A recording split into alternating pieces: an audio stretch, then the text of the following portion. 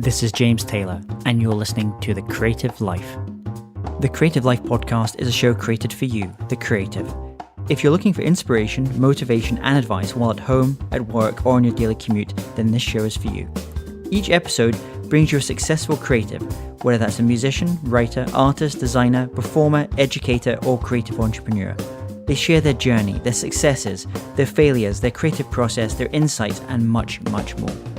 This episode is sponsored by C-School, the online school for creativity training. If you'd like to unleash your creative potential and access a free Creativity Blueprint training series, then just head over to c.school. That's www.c.school for your free training series. In this episode, I speak with Geeta Nadkarni, and we talk about storytelling, visualizing, and falling in love with the process. Enjoy this episode.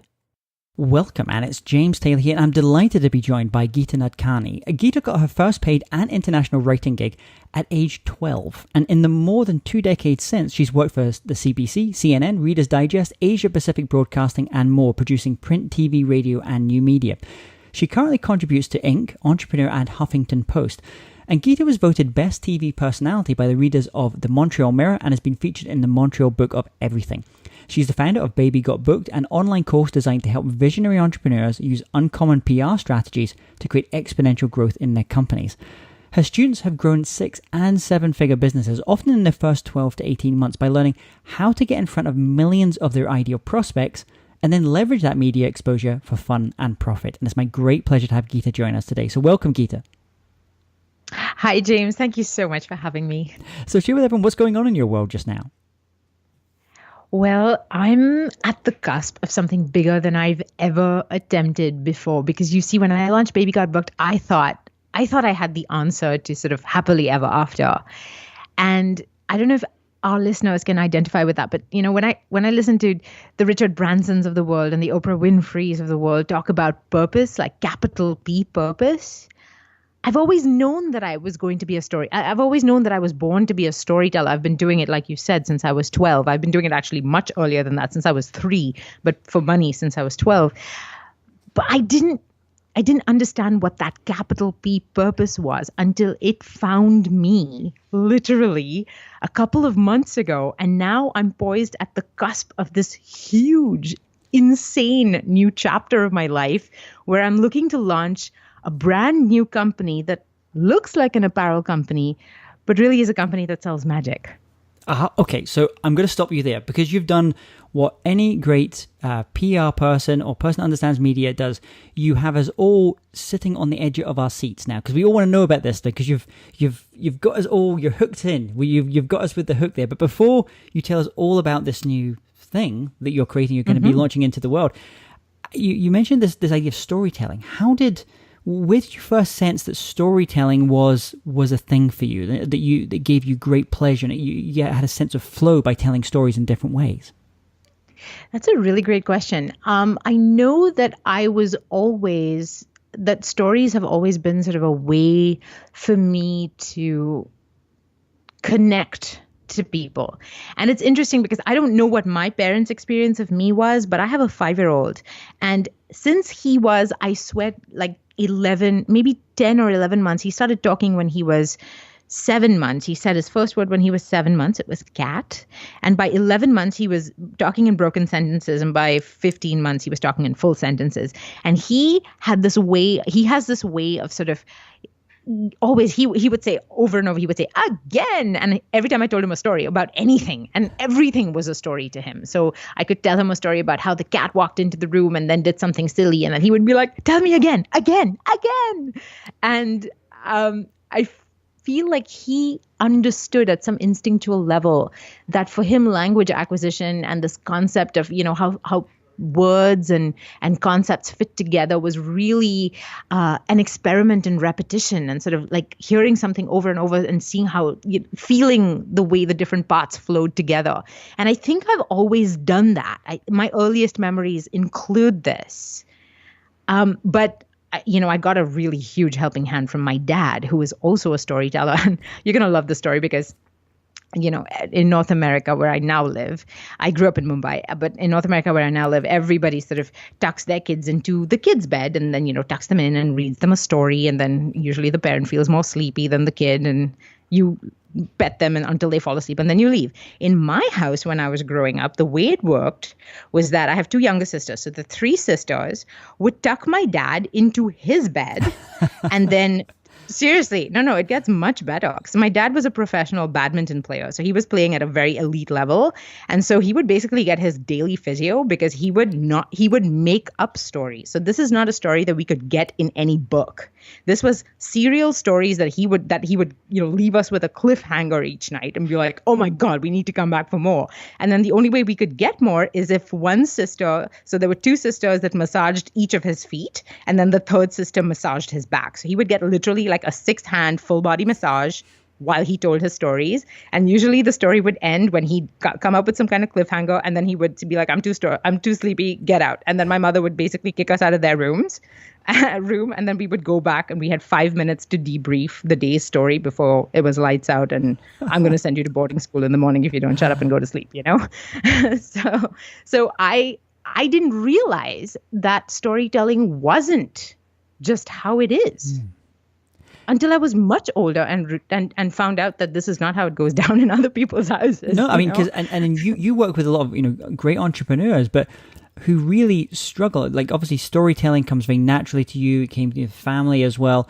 But for a lot of entrepreneurs or people that have a product or a service to sell, coming up with their story and pitches and things is a really difficult thing to do. And so when you start working with some of your clients, and then we're going to come back to your new thing that kind of is you're going to be launching as well really soon. But when that first client has that, you had that first conversation with that client, and they're struggling to figure out what story they want to tell. How do you help them?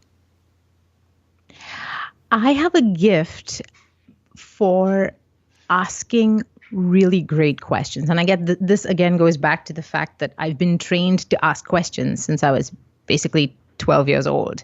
I've always asked questions. I think all kids ask questions. Kids are basically curiosity poured into shoes. And I was very lucky that my parents found a way not only to prevent themselves from squelching it, but also to find a way to help me systematize it and hone it as an art.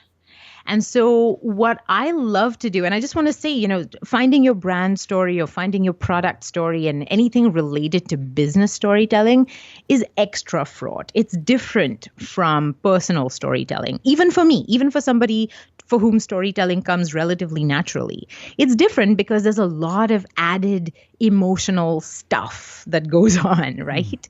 Because your business has, your financial dreams attached to it. It has a lot of potential creator ego attached to it. There's fear of, there's imposter syndrome there. There's fear of what people might think. There's competition, blah, blah, blah. There's all these different pieces, which is very different from you telling the story of how you met your partner, which is light and love and, all of these different pieces. So know that if you find it difficult, you're not alone. It is difficult even for me. It is always easier for somebody on the outside to see the pieces of your story and line them up and see how they flow together in new and interesting ways than it is for you to do yourself. And that's true for everybody.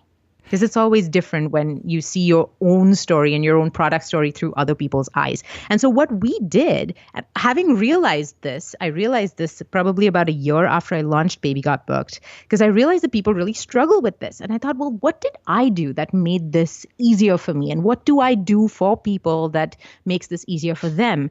And one thing we realized was that really the only way to find the answers that resonate, the only way to craft the sentences that plug together and flow together, that pull people in and make the whole experience a joyous one for both the storyteller and the person who's listening, is to have the listener involved in the process from the get-go. So what we did is we designed a questionnaire, and we put this in our program in module 1. One of the things we did was design this very detailed, very in-depth questionnaire that we encourage all of our students to go out and find their ideal, their best prospects and clients, what we call our golden seed prospects and clients, and then take them to coffee, take them to lunch, maybe pick up the phone and do Skype face to face so you can see body language and everything, and then walk them through these questions, because they are going to tell you in a way that you could never guess sitting at your computer. Yeah. They're going to tell you what excites them, what motivates them, what what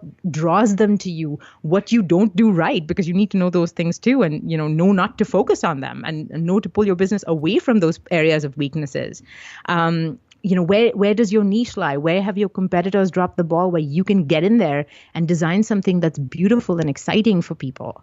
And so you don't want to leave this to guesswork. No, absolutely. And so one of the things that you use, like a storytelling, a piece of the craft of storytelling, is kind of opening and closing loops. So we just, when we started our conversation, we were essentially we were kind of opening a loop there. We were having a conversation about this new thing. So we need to close this loop, because I know everyone's still like, so what's this apparel thing? What's this business? So let's close this loop for everyone. Give everyone, we've added a little bit of tension into the conversation, because we know that that's there in the background. Let's close that loop for everyone.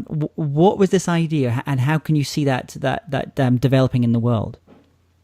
Right. So in order to close this loop, I'm going to open another one, knowing that we have more time together. So I'm going to let you into I'm going to show you the strings behind the puppet show, if you will. So I'm going to now open another loop before I close this one, so that you have a reason to continue listening to me. And what I'm going to tell you is that I have been looking for my capital P purpose for a few years now, when I realized that storytelling per se is not a purpose. For the longest time, I thought, I've always known what I was born to do. I was born to tell stories. I've known that for the longest time. I've done it through dance. I've done it through writing. I've done it through performance. I've done it through elocution. I've done it through all kinds of different ways. And I was like, this is what I do.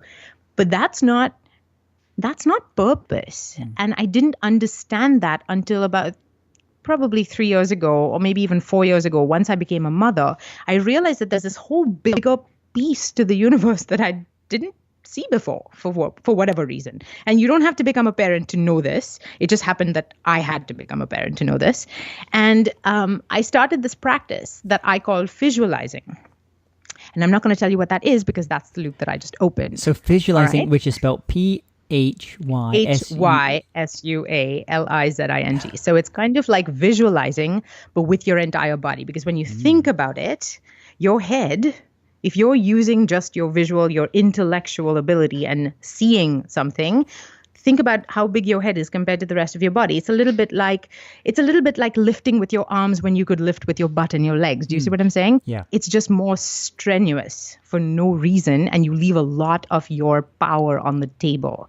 And so I developed this practice that I never told anyone ever, like not even my husband, not anyone, not because I thought it was secret, just because I didn't think anyone would be interested. This was kind of my spiritual practice that I did by myself. On and off, and I would fall off the wagon and, then get back on the wagon. And every time I did it consistently, sincere magic would happen in my life. Like out of control, ridiculous serendipity would happen. And so rewind to mid-July 2017. I want to go to this retreat. And I'm really excited about this retreat. It's given by a mentor of mine, Jesse Itzler, who happens to be married to somebody that I absolutely look up to and adore, and who I've been following for many, many years, Sarah Blakely, the youngest female billionaire, self-made female billionaire in the world.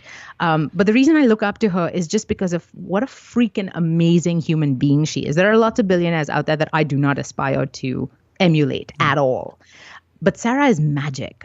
Everything that Sarah touches feels golden and joyous and fun. And that's what I'm drawn to. And Jesse is like that too. And I've had a chance to sort of interact with him one-on-one and get mentorship from him and so on. And so there's something just so beautiful about the way that they show up for the world, and how open and giving, and how they have that circle of both giving and receiving in their lives and creating abundance. So before we dive deep into the visualizing, and you can explain, and also like what the aha moment or aha moments that came from that practice. It sounds to me a little bit like it's, you mentioned this like storytelling. First you thought storytelling was your purpose. That was the point. But it almost sounds like now you see storytelling that's almost like a gift that you were given, or you were born, but it was born into you, or through family, or however. Yes. You've ended up with this gift, this kernel of something, which you obviously need to develop. It doesn't develop itself as well, but you have something there. But that is a separate thing from the purpose side as well. Now, as a storyteller, you get hired to go and speak at conferences. You're very in demand as a keynote speaker, and as an MC as well.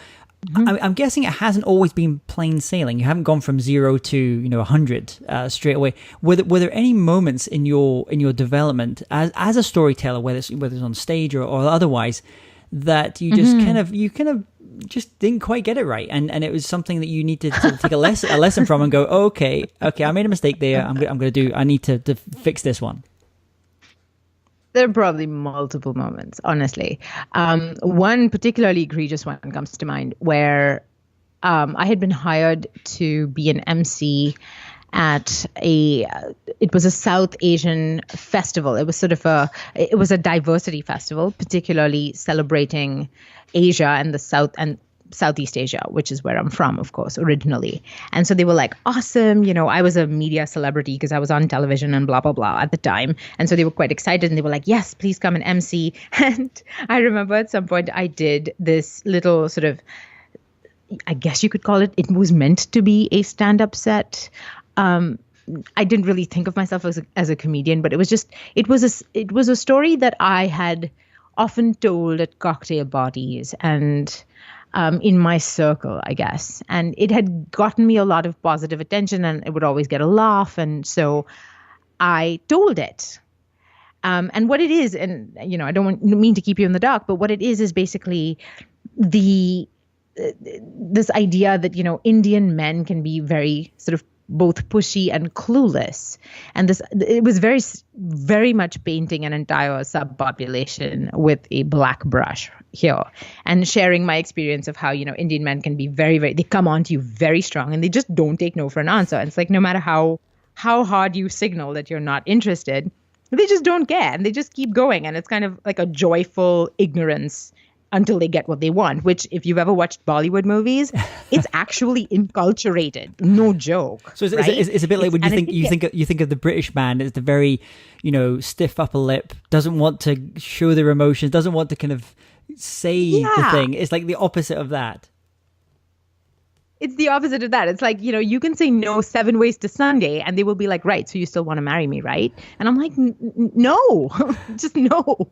So I remember for the longest time, I remember for the longest time I would wear a fake wedding ring on flights because if I ever ended up next to like a single Indian dude, it would get really awkward. So this way it was like a really easy way for me to be like, I'm married. Okay, bye. So that works. That works. But, if you're single, that you're sort of automatically available is sort of how I perceived it. Now, I told these stories and sort of I made fun of what interacting with Indian men was like. And I ultimately, based on the reaction from the audience, it may not have been the most appropriate space to tell that particular story, given that it was in fact a celebration of diversity. And the whole point was to create positivity around diversity and especially around the South Asian community. So probably not the best time to paint all Indian men with one very unflattering brush. So what was the lesson that you took from that? So something that worked obviously really well in a cocktail party setting, and then you're translating it into like a room with 1,000 people in it as well. I'm guessing maybe there was something about space environment, but was there anything else that you took, lessons that you learned from that experience? It's funny.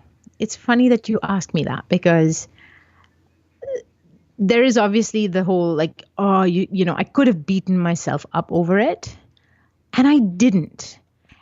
And I didn't let that quote unquote failure and that just sheer obliviousness. It's so funny, right? I'm telling a joke about Indian men being oblivious while being oblivious. It's very meta. Did not escape me.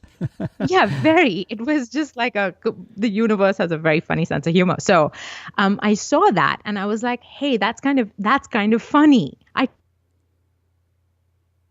And I didn't let any negative self-talk enter the picture, which I am very proud that I managed to do that, because if I hadn't, it might have stifled what has ultimately led to an extremely joyful and extremely fulfilling career on stage. And this was very, very early before I considered myself a professional speaker by any stretch of the imagination. So I'm really glad that I didn't let this failure get to me. And instead I said, okay, well, I spoke my truth.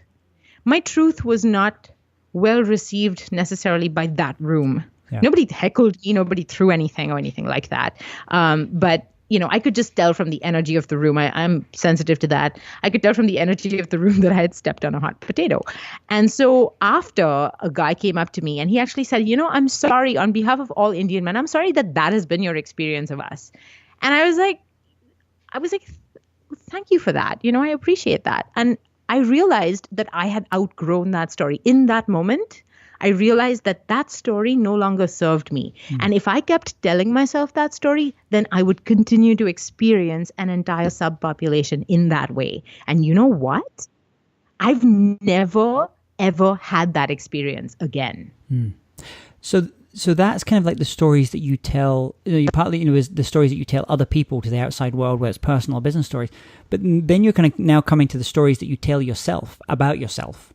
So those are the most interesting ones. So how, have there been any kind of key insights, maybe kind of coming back to the, that retreat that you were talking about? Were there any kind of key insights that you came away from being there in terms of like this, maybe the self stories that we tell ourselves all the time?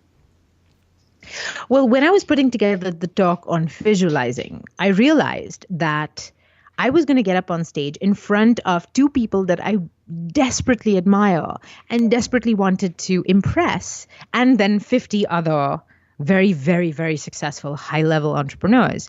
And I was like, oh my God, I'm going to talk about this literally in public for the very first time. And I realized how difficult it was to put together a talk when you've never field tested any of those stories before. I've never told them at cocktail parties. I've never told them to even friends and family. So I don't know which pieces of these stories work. I don't know where to pause. I don't know what to leave out. It was really nerve-wracking and I felt very vulnerable up on that stage. It was an amazing event. It was an amazing experience, and the talk was very well received. In the preparation for that talk, because God knows if you want to learn to master something, you gotta try teaching it, right? So while I was doing it for myself, there were all these questions that didn't need answers necessarily, because I just did it my way and never thought about it. Now that I had to sort of turn the spotlight on this process of visualizing and explain it to somebody outside my head, I was like, oh, so then what do I do when I don't feel like doing it? And what do I do when nothing in my life backs up this vision that I have in my head? And what do I do when I feel like crap? And blah, blah, blah, blah, blah. So while I was doing this... You're asking questions then, kind of going back to that thing you said earlier. Yes, always. Continually asking questions. Always. If you can come to your life with curiosity instead of judgment, you will save yourself so much pain. So much pain. Because even like everybody has, quote unquote, and I'm going to put this in inverted commas, bad days, negative, quote unquote, emotions. They're all there for a purpose. It's all energy. And the only way that you can release the stuff that doesn't serve you is to come at it with compassion and curiosity. That's something that the older I get, the more that becomes solidified in my mind. And so as I was asking myself these questions, that's when this new project, my capital P purpose, hit me. And I realized that what I was born to do, storytelling is a means to an end, actually. It's what I was born to tell stories, but the storytelling is a means to an end. And the end finally revealed itself to me. And it is to help other people be more possible. It is to help everyone that I touch be more possible, however that manifests for each person. Nothing excites me more than this idea. So that word possible possibilities, yes. Understanding, maybe uncovering in someone else what they didn't even know was there really. That's right. Is to watch someone, to ask a question perhaps that takes an untangled spaghetti mess of a story. And then, by pulling one tail of it, you kind of just kind of help it fall into place in a way that the person is like, oh my God, okay, I can breathe. I can see it. I can see it. I love that feeling. I love that feeling so, so much. And that has become my central focus. So when you asked me what I was up to, I want to launch an apparel company that I'm convinced is going to become a multi-billion-dollar company. And I'm not scared to say that on the air. It's going to become a multi-billion-dollar company because it is more than any other project I have ever put a finger on, it is not mine. It's like this company already exists. And for some reason, the universe picked me and sent me a map. And it's like this company literally exists. And I just have to follow the plan and put it together. And it's really about starting a movement. It's about starting a movement where I would co-create with the people that I admire the most in the world, the people whose stories have touched me so much, like Sarah Blakely, like Casey Neistat, who's on YouTube. If you haven't watched him yet, oh my God, just go to YouTube and Google Do What You Can't. It's a video called Do What You Can't. This is the video that inspired this idea, by the way. I had watched it the day before, and this whole idea, the idea for Be More Possible, the apparel company, just downloaded itself into my brain. So Casey kind of opened that door for me. And yeah, the whole point is that I would co-create apparel, fully functional, like beautiful, fashionable and functional apparel t-shirts. I don't want to call them t-shirts because they're not t-shirts, they're tops. They're something that I, as a 37-year-old woman, would feel beautiful and sexy and flattered and put together in. I can see myself, wearing this at an airport, stepping off a plane, walking to a business meeting, feeling perfectly at home. It's the same t-shirt that is so functional that I could wear it to a workout. It's the t-shirt that would become sort of my uniform. And it would have a piece of Casey, a piece of Sarah's story on the front of it, a piece of their credo, which is also my credo because their stories, Sarah being Sarah giving herself permission to be fully Sarah Blakely and do these outrageous things that have launched another billion-dollar company. Those are the stories that have nourished me to the point where I am now. I have full permission, and I'm giving myself full permission to be the best, most ridiculously, outrageously fabulous Geeta that I can be. And by creating these talismans, because these t-shirts are more than just a top, they're a talisman. When you pick up your Sarah Blakely top from your cupboard, and I call it a possibility, haha, cheesy, I know, but I like it. When you pick up your Be More Possible top that I co-created with Sarah and you put it on, you're channeling a piece of her story through your day. You get to be more possible in that particular way, in a way that resonates with you. And I can see our social being filled with stories of regular, everyday people being more possible and joining the Possibility tribe. So that's what I see. It's great. And what I love about that as well is, I used to live in Napa Valley, in wonderful wine country in California. And I often wonder, why was that bottle only $20? Another one was $200.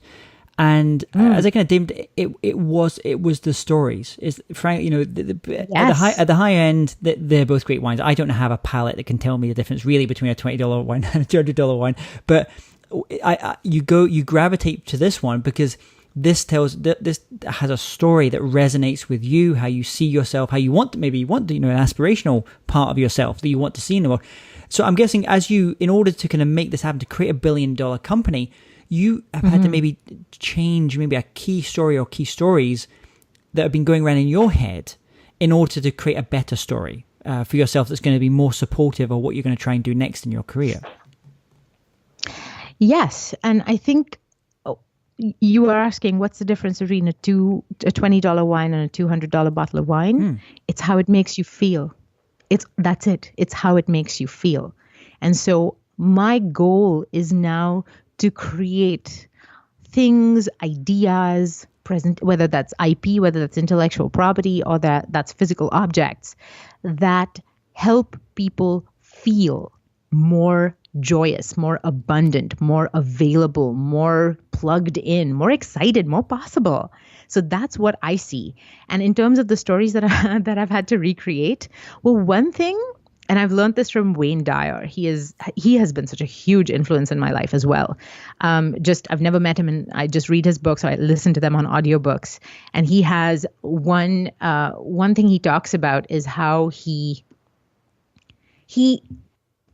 found a way to kind of release and let go of his focus on the outcome. When we create businesses, when we write books, when we create a song, whatever it is that we do, the thing that we're always thinking is, well, who's my ideal reader? Who's my ideal? I want them to feel lit up and whatnot. And I get that. there's a little bit of ego attached to that, because if it doesn't land quite the way that you want it to land, well, then what? What does that say about you? What does that say about the thing that you've created? What does that say about your intuition and the way that you see this? And one thing that Wayne Dyer talks about is how he has found a way to fall in love with the process. And I see this in my fitness. Fitness is a huge central theme of my life. I'm very, very committed to my fitness regime. I work out with an app called Lift Session. So I work with a live trainer, sometimes group, sometimes one-on-one, without any gear. I use my own body weight, but I do it. It's 30 minutes of high intensity work, pretty much 6 days a week, and active recovery on the 7th day. And what that teaches me is how to fall in love with the process, because the number on the scale may not change. My pants may still fit better or worse or whatever, but there's something that gets unlocked in me every time I show up to that mat. There's something that I discover, a new perspective, a new ability that I discover about myself every time I go down on that mat. And, I'm doing like the 17th burpee and I'm like, oh God, no, not one more. I can't do another. And she's like, yeah, you can. And she's so sure. And she's so knowing that I'm like, all right. And then I surrender to it. And there's a lot of us talk about hustle, right? In entrepreneurship, you hear about the hustle all freaking day. And yes, there is some value. Obviously, there's huge value to showing up and doing the work and facing your fear. If hustle to you means facing your fear and overcoming resistance, then hell yes, do it. Absolutely. You need that. But there is also an element of surrender. And to me, what that's beginning to look like more and more is committing myself to the process, irrespective of the outcome. And just trusting that what is meant to happen will, because I feel guided now in a way that I never have before. And I'm not scared anymore. And that is so relaxing and so liberating. I love it. So you mentioned, we're starting to mention some apps and resources you have. Do you have any online resources or tools or mobile apps that you find really useful for the kind of work that you're doing now, and that as you're going to start building a new incredible business as well?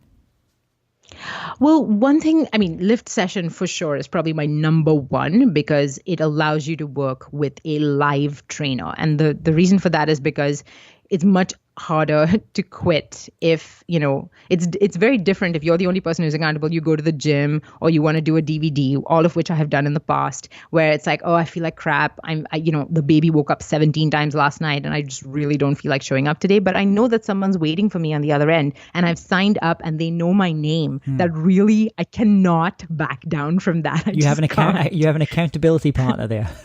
Exactly.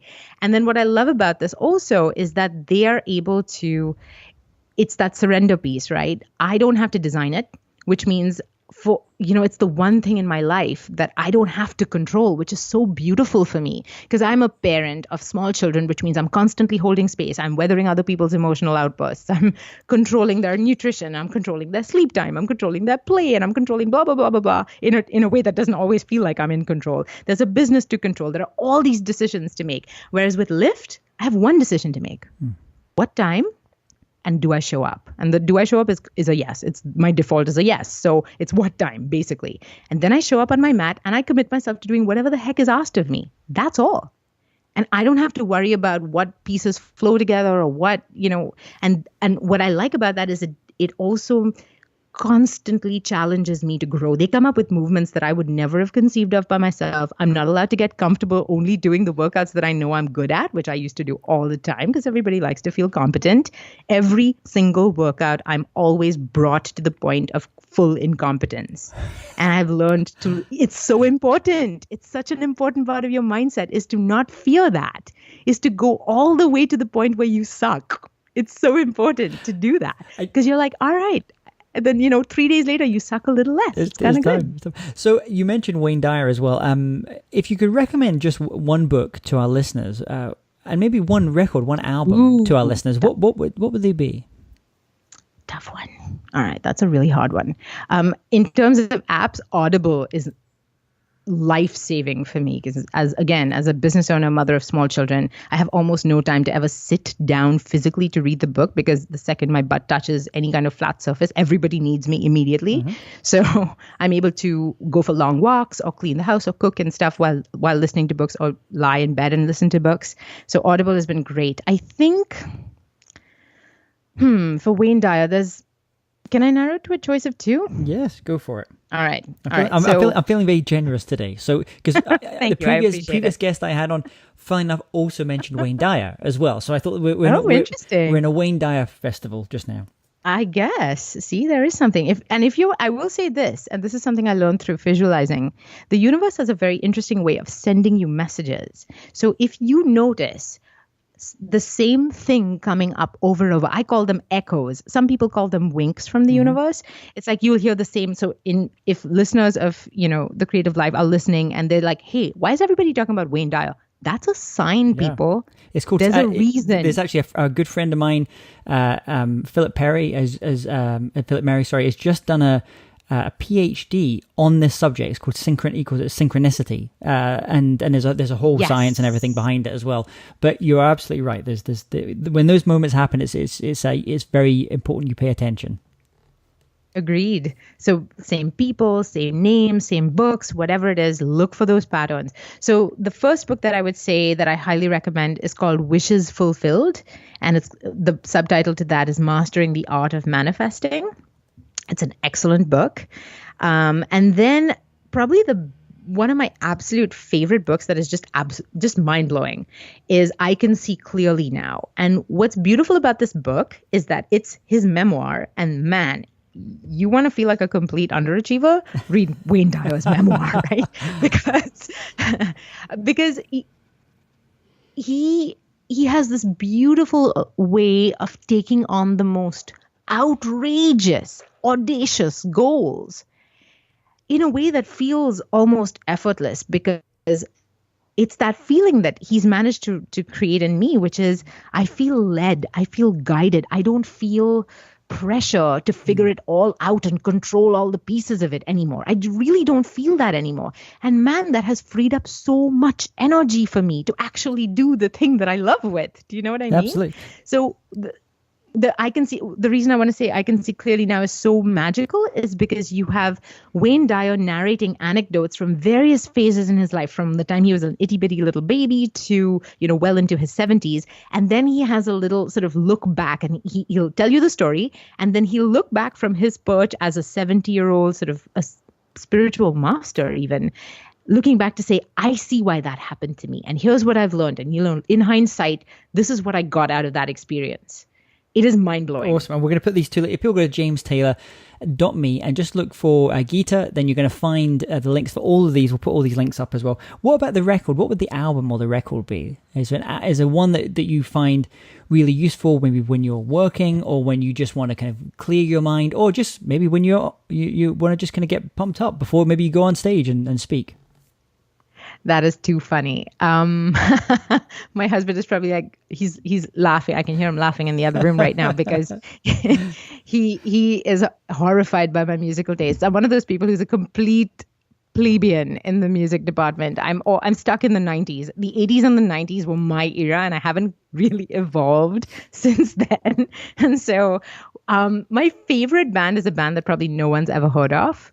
It's called Jellyfish. Oh yeah, no, Jellyfish. They made a great album. Yes, yeah. Oh my God, you've heard it. No one's ever heard of Jellyfish, James. Yeah. You and I are so. We're a small but perfectly formed group that know about Jellyfish. That is amazing. Yes. So pretty much anything by Jellyfish, but the one that really, really blew my mind, the album, was Spilt Milk. And it's because every single song on that album feels like it's a completely different band. Their lyricism is the way that they write lyrics. It's very poetic. It's poetic but funny and profound and fun and light and heavy at the same time. It's just I listen to that album over and over, and I always hear new things. Great. Well, we're going to put that on the links as well. So a final question for you, Geeta. Let's imagine if you woke up tomorrow and you had to start from scratch. So you've got all the tools of your trade, all the knowledge that you've acquired over the years, but no one knows you. You know no one. What would you do? How would you restart? That's exactly me with Be More Possible. That is exactly where I'm at with Be More Possible. So this is not a hypothetical question at all. The thing that I would do is I would pick up the phone or get on Zoom or Skype. Those are two other apps that have just changed my life. And I would reach out to the people that I consider the possibility team. And I would reach out and I would say, here's my vision. And I just, all I have to do is talk about it because it's already real. I just talk about it. And every single time that I have done this, the people on the other side of this call have been like, oh my God, that is the most epic, ridiculous, over the top idea. How do I get involved? So all I have to do is tell the story and then find ways to add people to this raft that I'm building. And I just want to build a honking huge raft so that everybody has space to jump aboard, because that's where we're going. We're all on this journey together. Share with everyone, what's the best ways that they can connect with you, learn more about this project, and maybe some of the other things that you've got going on just now? So there are two ways we'll soon have two separate companies, which is there's Baby Got Booked, where I help you tell your story in a way that makes everybody lean in and want to listen and get involved with you. And then there's Be More Possible. So if you ever felt like you needed to be part of something bigger, part of a movement, part of a team that's going to help you be more possible, maybe unhook pieces of your story that are holding you back, or give you the tools that you need, or just hold your hand during a tough race, a tough part of the race maybe, then go to bemorepossible.com. And I'll be fully transparent here. At this point in time, as of us recording right now, there's nothing there. I just bought the URL. That's it. We don't even have a landing page, but I'm going to get that up as soon as humanly possible. What I would ask you to do is sign up on that email list, and I will send you the second I know what's going on. And if I can think of a way for people to get involved and be part of this epic story that's rolling out, I'll send you an email. Then you can jump in and do what you do best and help us all be more possible together. Well, Geeta, it's been an absolute pleasure speaking with you today, learning all about visualization and all the different things that you've got going on, this exciting new project you've got happening as well. Thank you so much for coming on this show, and I look forward to catching up again soon. Thank you so much, James. This has been a pleasure. Hey, James Taylor here again. And if you're interested in living a more creative life, then I'd love to invite you to join me as I share some of the most successful strategies and techniques that high-performing creatives use. I put them all together in a free downloadable ebook that you can get by going to jamestaylor.me. That's jamestaylor.me to get your free downloadable ebook on creativity.